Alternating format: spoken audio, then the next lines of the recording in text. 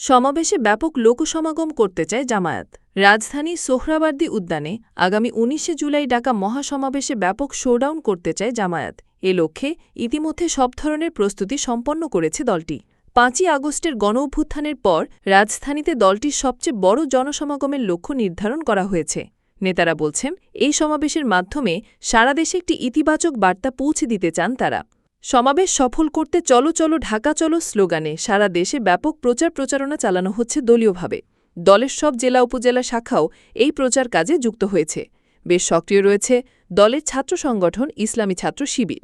গত ২৮ জুন সোহরাওয়ার্দী উদ্যানে চরমোনাই পীরের সংগঠন ইসলামী আন্দোলনের মহাসমাবেশের পর জামায়াত ইসলামীর এই সমাবেশ তাৎপর্যপূর্ণ বলে মনে করা হচ্ছে। ইসলামী আন্দোলনের সমাবেশে জামায়াত ইসলামী, এনসিপি সহ সমমানা ১০ সংগঠনের প্রথম সারির নেতারা অংশ নিলেও বিএনপির কোনো নেতাকে ওই সমাবেশে দেখা যায়নি। ১৯শে জুলাইয়ের সমাবেশে নতুন মাত্রা যোগ হতে পারে বলে ধারণা করা হচ্ছে। দলীয় সূত্র জানায়, উল্লেখযোগ্য সংখ্যক দলের নেতাদের এই সমাবেশে আমন্ত্রণ জানানো হচ্ছে। এই সমাবেশ থেকে একটি বৃহৎ নির্বাচনী ঐক্যের বার্তা দেওয়ার চেষ্টা করা হবে। দলটির সূত্র জানায়, উপস্থিতি বাড়াতে জেলা, উপজেলা ও থানা পর্যায়ের উপস্থিতির একটি কোটা নির্ধারণ করে দেওয়া হয়েছে। দলীয় জনশক্তির একটি পর্যায়ের প্রায় সবাইকে অংশ নিতে নির্দেশনা দেওয়া হয়েছে। ওদিকে ১৯শে জুলাই ঐতিহাসিক সোহরাওয়ার্দী উদ্যানে জাতীয় সমাবেশ বাস্তবায়নে সোমবার জামায়াত নেতারা প্রস্তাবিত সমাবেশস্থল পরিদর্শন করেছেন।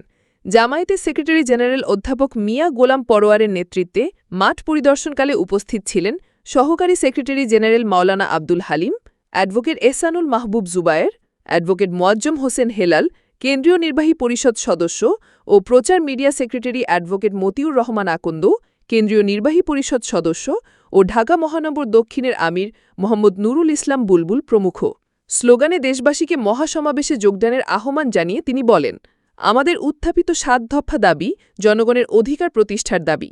তাই তিনি ধর্ম, বর্ণ, জাতিগোষ্ঠী নির্বিশেষে মহাসমাবেশ সফল করতে দেশবাসীকে স্বতঃস্ফূর্ত অংশগ্রহণের আহ্বান জানান। এ সময় তিনি সমাবেশ সফল করতে সরকারের সার্বিক সহযোগিতা প্রত্যাশা করেন।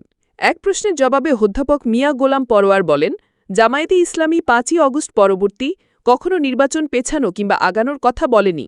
জামায়াতে ইসলামী বলেছে, সরকার যখনই নির্বাচন দিবে জামায়াতে ইসলামী প্রস্তুত রয়েছে।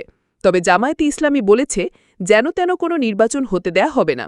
বর্তমানে আইনশৃঙ্খলা পরিস্থিতির চরম অবনতি ঘটেছে। এই পরিস্থিতি কখনো নির্বাচনের পরিবেশ সৃষ্টি করে না।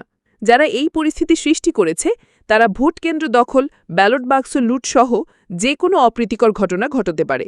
এজন্য জামায়াত ইসলামী বলেছে, আইনশৃঙ্খলা পরিস্থিতি উন্নতি করে একটি সুষ্ঠু, নিরপেক্ষ, গ্রহণযোগ্য, অংশগ্রহণমূলক নির্বাচনের আয়োজন করতে হবে। নির্বাচনে অংশগ্রহণকারী সব দল ও প্রার্থীর জন্য সমান লেভেল প্লেইং ফিল্ড তৈরি করতে হবে। প্রতিটি ভোটার ভোট দিয়ে নিরাপদে বাড়িতে ফিরে যাওয়ার নিশ্চয়তা নিশ্চিত করতে হবে।